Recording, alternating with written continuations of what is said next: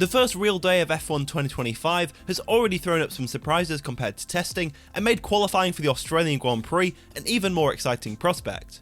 Ferrari topped the times ahead of McLaren on day 1 in Melbourne, but an unusual second practice session meant some teams were left really scratching their heads. Here's what we learned from a fascinating Friday at Albert Park. For all the anticipation we had about seeing the best qualifying simulations in second practice, with everyone on softs and low fuel, we were greeted with something of an anticlimax. Several drivers had difficulty improving after switching from the mediums to the softs, which meant a lot of teams were out of position in the final ranking. The Mercedes and Red Bull drivers failed to do a properly fast lap between them, leaving Ferrari, McLaren and surprisingly Racing Bulls as the fastest three teams.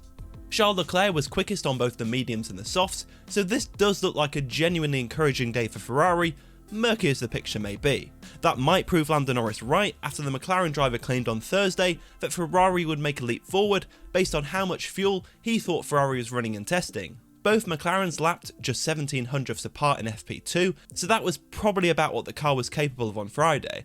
The question is how much faster it will go in qualifying for real when everyone's maxed out everything and the conditions change slightly again. Mercedes was not in the mix at all in the soft tyres. George Russell's scruffy day included dropping a wheel on the grass entering turn 4, narrowly avoiding nosing into the wall, and a lockup into the penultimate corner that looked reminiscent of the main issue that both drivers had to deal with in testing. His young teammate Kimi Antonelli looked a little on edge at times and ended his full first day of practice 4/10 slower than Russell. The headline lap times told us one thing, but after those qualifying simulations came the all-important long runs. Here's Marcus from Australia to explain what was revealed there.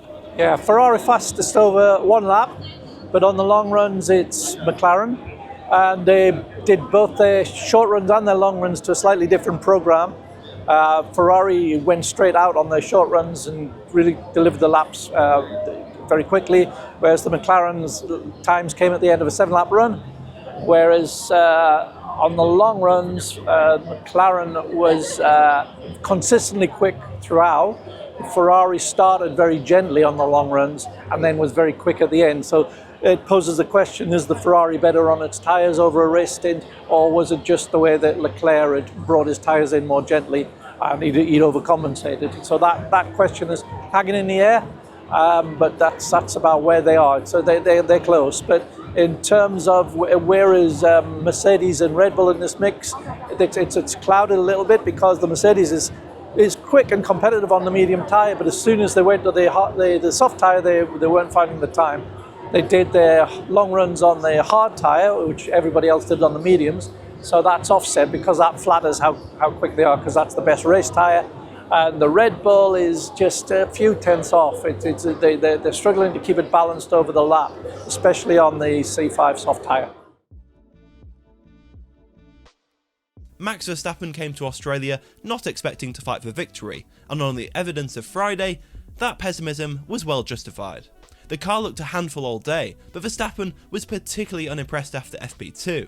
He aborted his first qualifying simulation pretty quickly after sliding his way through the first 3 corners. And though he jumped to 7th at the very end of the quali sims to salvage a more respectable finish for the team, he said the grip wasn't great, and with no clear balance issues, things are a bit harder to fix. New teammate Liam Lawson had a tricky first full Friday with Red Bull. He was well off Verstappen on mediums in FP2, and irritated both Lando Norris and Charles Leclerc for holding them up at different points. He described himself as comfortable, just too slow, and with more work to do than expected. All 10 teams are having to optimise their cars for a new track, as 3 days of testing in Bahrain haven't led into the season opener at the same place like last year. That's also afforded us a chance to scrutinise the cars on a very different circuit. So here is Ed Straw's judgment after spending both practice sessions in Melbourne Trackside. I split my time between the high-speed turn 6-7 in FP1 and turn 13, the slow left-hander penultimate corner near the end of the lap in FP2, to get a view of what the cars are doing in the quick stuff and the slow stuff. The McLaren still looks like the car of choice. It does everything you want a Formula 1 car to do. Turns in well, it's got grip, it rotates, they can get on the throttle. Lando Norris in particular looking mighty in that car.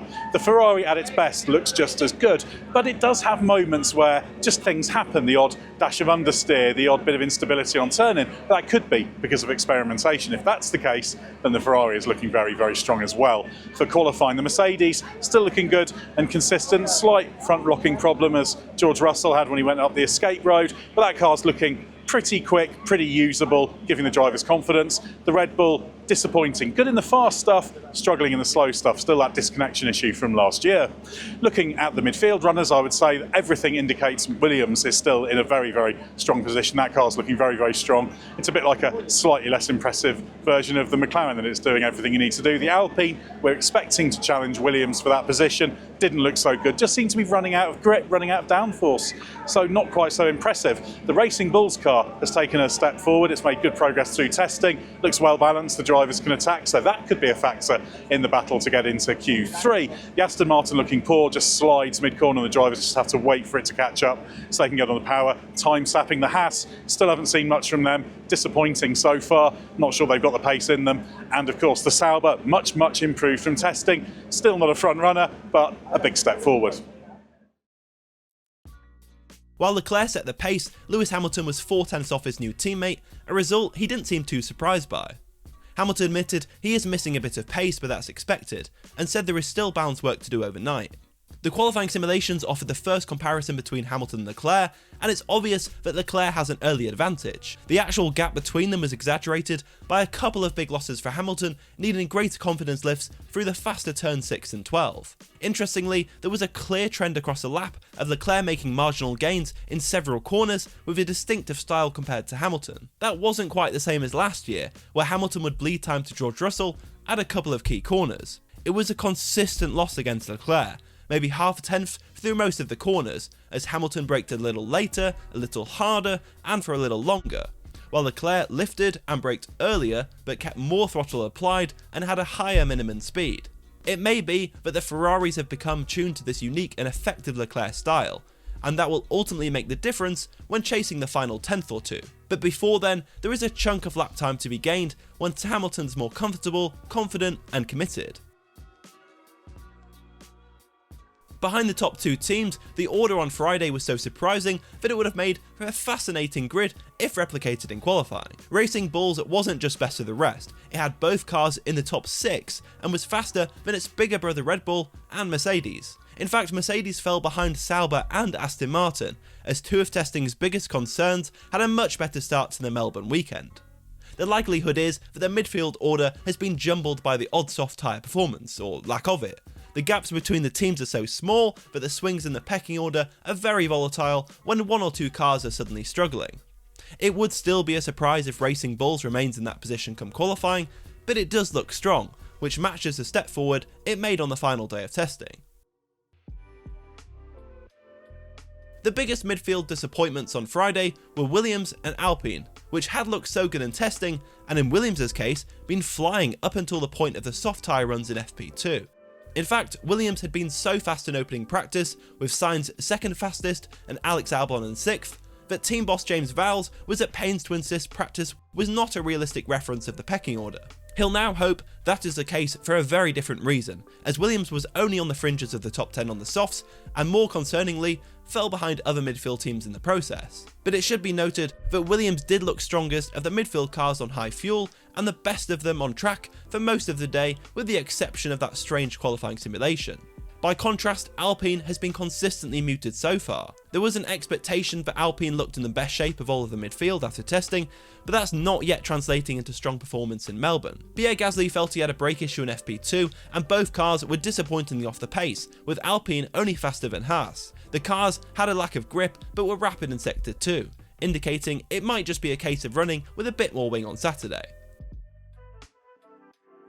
The real Sauber has turned up, and it's already looking a lot more respectable than its worrying test showing. Okay, this is really just an evolution of what we saw in testing, but it's the car the team has had planned for the first race for a while now. Sauber changed its development plan some time ago to bring some upgrades that would have otherwise arrived early in the season. The new front wing and side pods were never going to be ready for testing as a result, but they are here in Melbourne. There are also some changes under the skin that we can't see. After chronic balance issues in Bahrain, where the car was too stiff, even though it was at least running softer by day 3, Sauber looked like it might be a clear last, even if it wasn't totally cut adrift.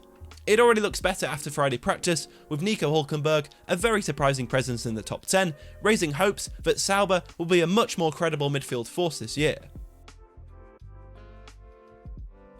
Ollie Bearman didn't get any low fuel running in testing, and when he finally did in Melbourne, it went very badly, very quickly. In first practice on a qualifying simulation, Bearman put the car into the wall, heavily. He was a bit too wide turning into the right hand part of the high speed S's in the middle of the lap, lost the rear and ran wide. That probably showed a lack of familiarity with the car, combined with some inexperience, and Haas was not able to get the car repaired in time to even do an installation lap in FP2. If that wasn't bad enough, the even bigger issue at the moment is that Haas, having neglected low fuel running and testing, is well off the pace. It was the slowest of all teams by more than 6/10, and the only team that was over a second off the pace. Team boss Ayo Komatsu's view was that doing quali sims in Bahrain wouldn't change anything if it found out the car's too slow. But it might have given the drivers a better feeling, and the team some setup direction. Haas should claw back some of its deficit with some optimisation overnight, but it's coming from the worst possible place on Friday.